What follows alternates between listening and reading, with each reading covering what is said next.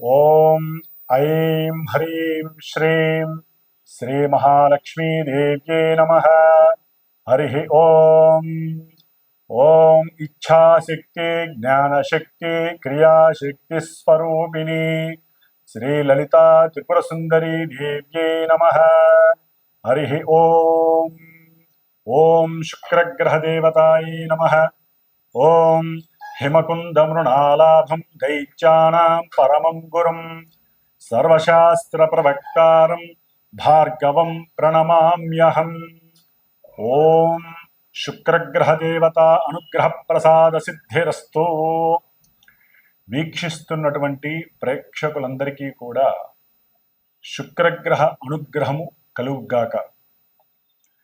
ముఖ్యంగా మనము ఈ అక్టోబర్ మాసంలో అక్టోబర్ 9వ తేదీన శుక్రుడు సింహరాశిలోంచి కన్యారాశి, అది మిత్రక్షేత్రమే కానీ శుక్రుడికి నీచ స్థిత రాశి. దాదాపుగా ఆ రాశిలో 30 డిగ్రీల ప్రమాణం ఉంటే 28 డిగ్రీలు శుక్రుడు అక్కడ నీచ స్థితిని పొందబడి ఉంటాడు. ఒక రకంగా న్యాచురల్ జోడియాక్లో ఈ యొక్క కన్యారాశి అనేటటువంటిది 6వ రాశి. శత్రు రోగ రుణస్థానము ఈ రాశికి సంబంధించినటువంటిది. అట్లాగే కోర్టు వ్యవహారాదులు, జైళ్ళు, ఎన్నో అవమానాలు, కుటుంబీకులు బంధువులతో వైరములు, శత్రుభేదము, అట్లాగే ఉద్యోగానికి సంబంధించిన విషయాలు, ధనము నష్టపోవటము, ఇవన్నీ ఈ భావానికి సంబంధించినటువంటి, అంటే ఈ కన్యారాశికి సంబంధించినటువంటి విషయాలు. ఈ కన్యారాశిలో మనకి ఉత్తర ఫల్గుని నక్షత్రము 2వ పాదము, 3వ పాదము, 4వ పాదము, అంటే సూర్యగ్రహ నక్షత్రాలు 3 పాదాలు ఉంటాయి. హస్తా నక్షత్రము 1వ పాదము, 2, 3, 4, ఈ 4 పాదాలు చంద్రుడి యొక్క నక్షత్రాలు ఈ రాశిలో ఉంటాయి. కుజుడికి సంబంధించినటువంటి చిత్త 1వ పాదము, చిత్త 2వ పాదము, ఈ యొక్క కుజ నక్షత్రాలు 2 పాదాలు, కుజ నక్షత్రము 2 పాదాలు, అంటే దాదాపుగా సూర్యుడు, చంద్రుడు, కుజుడు, ఈ 3 పాదాలలో, ఈ 3 నక్షత్రాలలో వీరికి విరోధి, శుక్రుడికి విరోధులు అయినటువంటి ఈ రవిచంద్ర కుజ నక్షత్రాలలో ఈ యొక్క శుక్రుడి యొక్క గమనము, సంచారము దాదాపుగా అక్టోబర్ 9వ తేదీ నుండి నవంబర్ 1వ తేదీ వరకు దాదాపుగా 22 రోజుల పాటు కొనసాగుతుంది. ఈ యొక్క శుక్రుడు ప్రతి మానవుడికి జీవితంలో కుటుంబ సౌఖ్యాన్ని, భోజన ప్రాప్తిని, ఇష్టభోజన సౌకర్యాన్ని, వాహన యోగాన్ని, గృహయోగాన్ని, అఖండమైనటువంటి అష్ట ఐశ్వర్య ప్రాప్తిని, అలాగే మాతృ ప్రేమని, నేత్ర దోషాలు పోగొట్టేటటువంటి స్థితిని, గృహ సంపదలని, ముఖ్యంగా పశు సంపద వృద్ధిని, వ్యవసాయంలో వృద్ధిని, వ్యవసాయ పంటలు ఇతరత్రాలని సూచించేటటువంటి శుక్రగ్రహము. అందులో ముఖ్యంగా సృష్టి క్రమాన్ని నడిపేటటువంటి భార్యాభర్తల మధ్య సాంగత్య విషయంలో, దాంపత్య విషయంలో ఈ శుక్రుడు చాలా చాలా శుభత్వాన్ని పొంది ఉండాలి వారి జాతకంలో.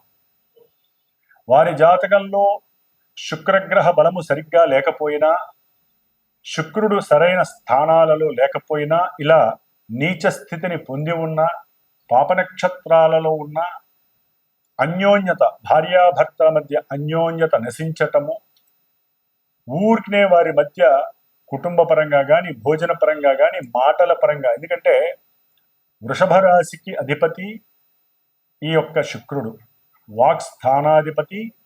అట్లాగే మనం బ్యాంకుల్లో దాచుకునేటటువంటి, బ్యాంకుకి సంబంధించినటువంటి, అంటే ధనము దాచుకునేటటువంటి స్థానము వాక్ స్థానము, ఆలోచన స్థానము, అవతల వ్యక్తులతో అందంగా ఆకర్షణీయంగా మాట్లాడే తత్వము, ఇవన్నీ కూడా సుగంధ ద్రవ్యాలు. కొంతమంది చక్కగా వస్త్రధారణ చేస్తూ ఉంటారు, అలంకార శోభితులే ఉంటారు.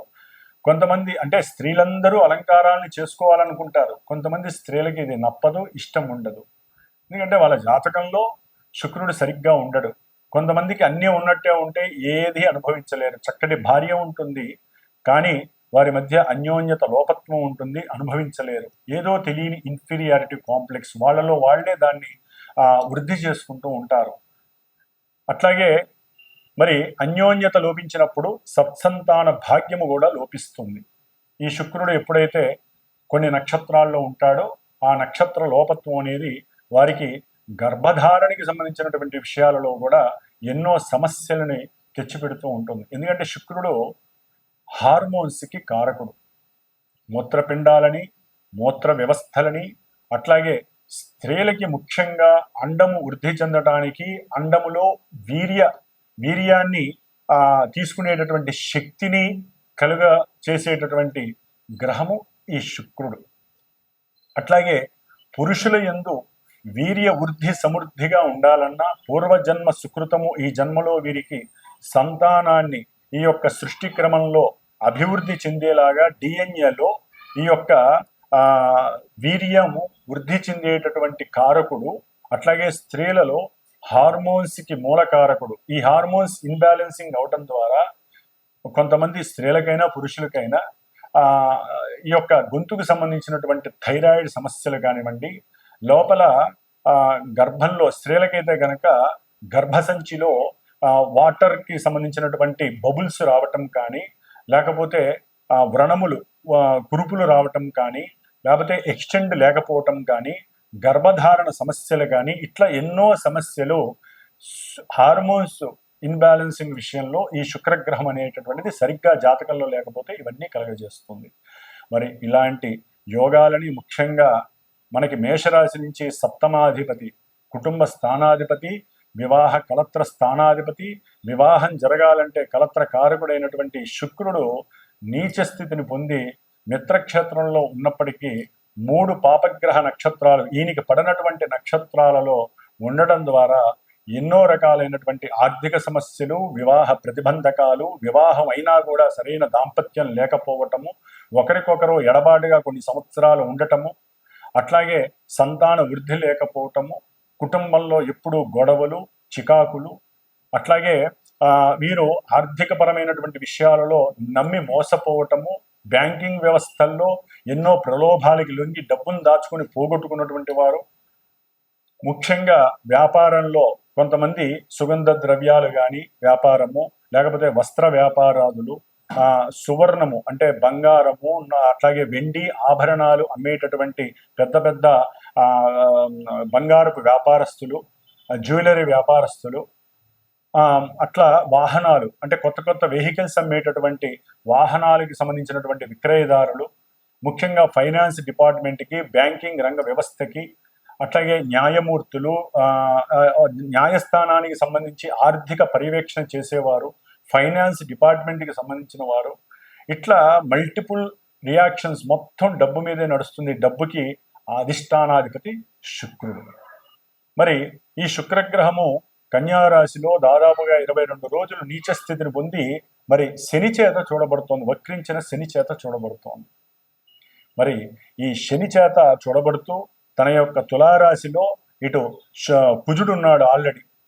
ఎన్నో రకాలైనటువంటి అవమానాలు, ఎన్నో రకాలైనటువంటి భంగపాటులు, అట్లాగే స్త్రీ పురుషుల మధ్య ప్రేమ విషయంలో అగాధాలు, ప్రేమించుకున్న వారు వివాహం దాకా వెళ్ళలేకపోవటం, కుటుంబంలో గొడవలు, అంతర్గత సమస్యలు, జననాంగాల విషయంలో ఎన్నో అనారోగ్య సమస్యలు, గాల్ బ్లాడర్ సమస్యలు, వెన్నుపూస సమస్యలు, ఇట్లా అనారోగ్యపరంగా, ఆర్థిక పరంగా, కుటుంబ పరంగా, వివాహ పరంగా, కలత్ర పరంగా, ఇట్లా ఎన్నో రకాల విషయాలకి కారకత్వం వహించినటువంటి ఈ శుక్ర భగవానుడు కన్యారాశిలో నీచ స్థితిని పొంది ఉండటం ద్వారా గోచార ట్రాన్సిస్ట్ రూల్స్ ప్రకారము కొన్ని రాశుల వారికి అనుకూలంగా ఉన్నప్పటికీ ఆయన కొన్ని విషయాలలో ఈయన నీచ స్థితిని పొంది ఉండటం చేత, పాపగ్రహ నక్షత్రాలను పొంది ఉండటం చేత కొన్ని లోగా ఇచ్చేటటువంటి పరిస్థితులు, అంటే ఇవ్వాల్సిన ఫలితాలు ఇవ్వలేక ఇవ్వకూడని ఫలితాలను ఇవ్వటము, ఇలాంటివి కూడా వారి యొక్క, అంటే ఈ శుక్రుడు ఇక్కడ నీచలో ఉన్నాడు కదా మరి అన్ని ఇబ్బందులే ఇస్తాడా అని అనుకోకూడదండి. వారి జన్మజాతకంలో ఒక లగ్నం ఉంటుంది, ఆ లగ్నాతో శుభగ్రహమై నీచ స్థితిలో ఉంటే బలం కోల్పోయి ఉన్నట్టు లెక్క. లేదా వారి జన్మజాతకంలో ఈ యొక్క శుక్రుడు పాపి అయి ఇక్కడ నీచ స్థితిని పొందడం ద్వారా కొన్ని శుభాలను కలుగజేస్తాడు. ఇట్లా ఎన్నో రకాలైనటువంటి తారతమ్యాల మధ్య కొన్ని రాశుల వారు, మేషం నుంచి మీన రాశుల వారికి శుక్రగ్రహం ఏ విధంగా ఉంటుంది, ఏ విధమైనటువంటి ఇబ్బందులు పడతారు, లాభాలని ఆర్జిస్తారు అనేటటువంటి విషయాన్ని మనం గనక తెలుసుకోగలిగితే ఈ శుక్రుడికి సంబంధించి మన యొక్క శ్రీమాత జ్యోతిషాలయ పీఠంలో అమావాస్య దీపావళి 21వ తేదీన చక్కగా లక్ష్మీదేవి హోమం కూడా జరుగుతోంది. అట్లాగే దీపావళి సాయంత్రం పూట రాత్రికాల సమయంలో ప్రదోషకాల సమయం తర్వాత దాదాపుగా 108 సార్లు శ్రీ సూక్త జప పారాయణం జరుగుతోంది. కాబట్టి ఎవరైనా సరే ఇందాక చెప్పినటువంటి ఈ దోషాలు ఎవరైనా జాతకరీత్యా ముఖ్యంగా భరణీ నక్షత్రము, అట్లాగే పూర్వ ఫల్గుని నక్షత్రము, పూర్వాషాఢ నక్షత్రము, ఈ నక్షత్రాలన్నీ శుక్రగ్రహ అధీనంలో ఉంటాయి. వృషభ రాశి, తులారాశి, దీనికి ఆధిపత్యం శుక్రుడు. అట్లాగే వారి జన్మజాతకంలో కొంతమంది శుక్రమహర్దశ జరుగుతోంది బ్రహ్మాండం అనుకుంటారు, కొంతమందికి ఆ శుక్రమహర్దశ అవయోగంగా కూడా సంప్రాప్తిస్తుంది.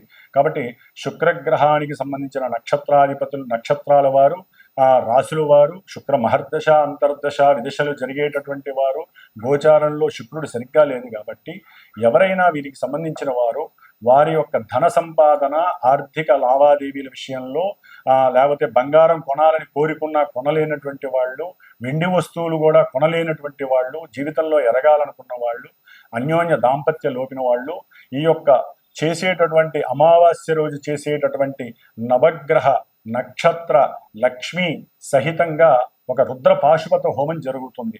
లక్ష్మీ కుబేర పరంగా కానీ ఏదో ఒకటి ఆ రోజున చేయాలనే నిశ్చయం జరిగింది కాబట్టి ఆ రోజు పొద్దునపూట హోమము, సాయంత్రం రాత్రికాల సమయంలో 108 సార్లు శ్రీ సూక్త జపపారాయణ చేసి దానికి సంబంధించినటువంటి కంకణము, భస్మ ప్రసాదము తప్పకుండా మీకు చేరుతుంది. ఎవరైనా కనుక శుక్రగ్రహ అనుగ్రహం కావాలనుకునే వాళ్ళు నా యొక్క నెంబర్కి ఫోన్ చేయండి లేదా మెసేజ్ చేయండి. దానికి తగ్గట్టుగా వారి జాతకంలో ఎవరైనా జాతక పర్యవేక్షణ చేసుకోవాలి అనుకున్న వాళ్ళు కూడా నాకు ఫోన్ చేయండి.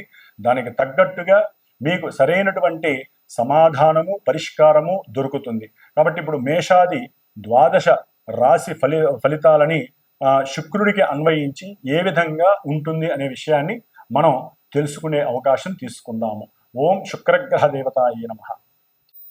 ధనస్సు రాశి అక్టోబర్ 9 నుంచి నవంబర్ 1వ తేదీ వరకు ధనస్సు రాశి వారికి షష్ఠమ లాభాధిపతి అయినటువంటి శుక్ర భగవానుడు దశమంలో ఉండటం కొంతవరకు గోచార నియమాల ప్రకారం దోషప్రదమైనప్పటికీ వీరు చేసేటటువంటి అంటే ఉద్యోగ ప్రయత్నాలలో లాభసిద్ధి కలగటానికి చాలా అవకాశం అయితే ఉన్నది.